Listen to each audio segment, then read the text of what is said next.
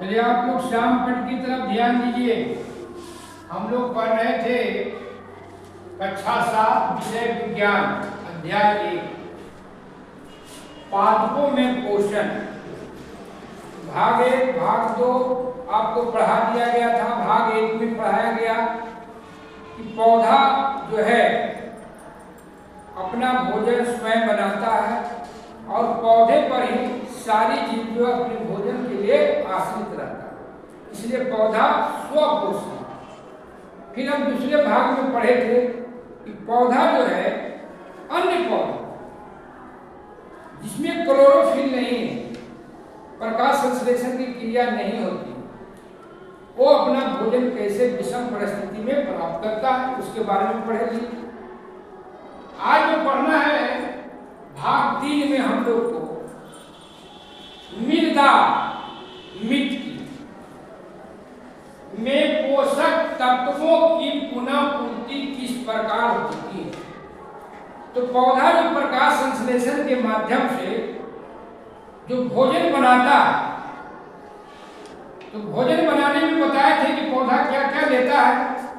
जमीन से जल, खनिज और वायुमंडल से लेता था कार्बन डाइऑक्साइड, सूर्य की रोशनी, और जो हरे पौधे थे क्लोरोफिल के उपस्थिति में अपना भोजन बनाता था और वो अपने जीवित रहता था, अपना स्वपोषण करता था और दूसरों को भी पोषण करता था। पहले हमको समझना है कैसे पोषक तत्वों को पुनः प्राप्ति करता है। तो मिट्टी से ही करता है पोषक तत्व। अब पोषक तत्व क्या चाहिए आपको? इसको चाहिए नाइट्रोजन, फास्फोरस, पोटेशियम, ये सब सारी चीज चाहिए।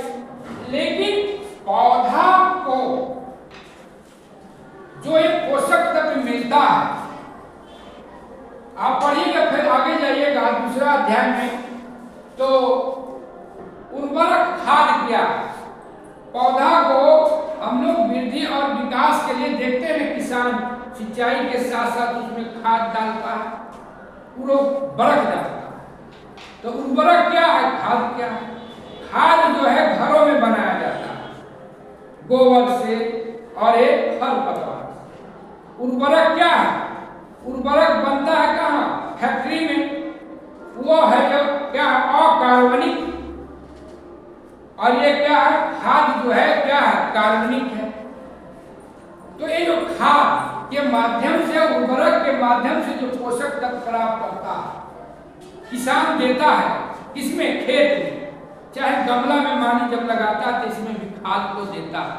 लेकिन क्या होता है जब फसल बड़ा हुआ, अब फसल का जब कटाई हुआ तो पोषक तत्व लिया और बड़ा हो गया ना, तो जमीन में जो पोषक तत्व है वो तो कम गया, खत्म हो गया। फिर पोषक तत्वों का पुनः पूर्ति कैसे होता है, ये चीज को न जानना है। तो फिर पोषक तत्वों का कैसे आपको पूर्ति होता है। तो देखिए गमला में पेड़ लगा हुआ, खेत में जो लगा हुआ, उसमें क्या आता है? जो घास होता है, घास पतवार होता है, क्या है? मिट्टी में गिरता है और वो सड़ता है। सड़ के क्या बनाता है? खाद बनाता है। क्या बनाता है? खाद। मिट्टी में सड़ने के बाद क्या बना दिया? खाद।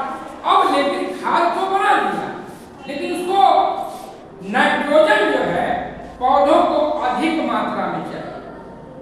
प्रोटीन बनाने के लिए उसको नाइट्रोजन की जरूरत होता है। नाइट्रोजन ही उसको प्रोटीन में बदलता है।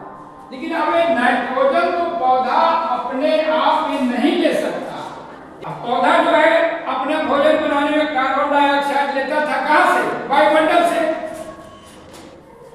एक रंग था उसके माध्यम। लेकिन ये नाइट्रोजन पौधा अपने अवशोषित नहीं कर पाता। ये जो वातावरण में नाइट्रोजन का मिश्रण में सबसे ज्यादा किसकी मात्रा? नाइट्रोजन का। फिर भी ये पौधा जो है भोजन बनाने में, इसका विकास में जरूरी है, लेकिन ये अपने अवशोषित नहीं कर सकता। तब कैसे करता? तो अब एक राइजोबियम नाम का जीवाणु होता है।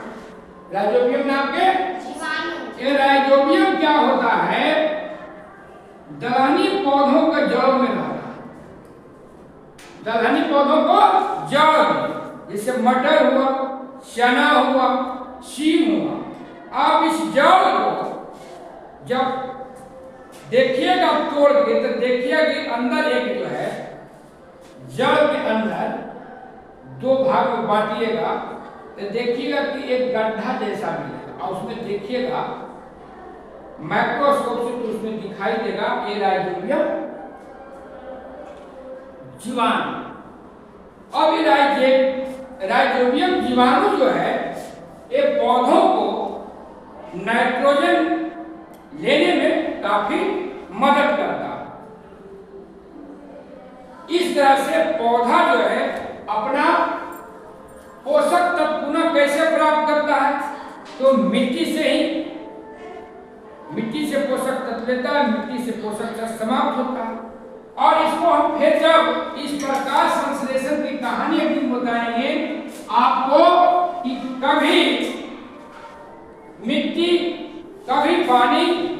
बेल्जियम के एक वैज्ञानिक हेलमेंटो ने एक प्रयोग किया था, एक गमला लिया था, एक बिल्लो का पेड़ जिसका बैट बनता, बैट बॉल जो बनता है बिल्लो का पेड़ का, वो बिल्लो का पेड़ के लिए थे और बिल्लो को पेड़ के लेने के बाद ये गमला में लगाए थे और पूरी मात्रा में, निश्चित मात्रा में इसमें मिट्टी को दिए थे, पानी देते थे और पौधा काफी बड़ा हो गया, 71-72 किलो का पौधा हो गया। और जब मिट्टी जो 90 ग्राम दिया गया था उसमें से देखा गया तो मात्र जो है 1 ग्राम ही मिट्टी खत्म बस।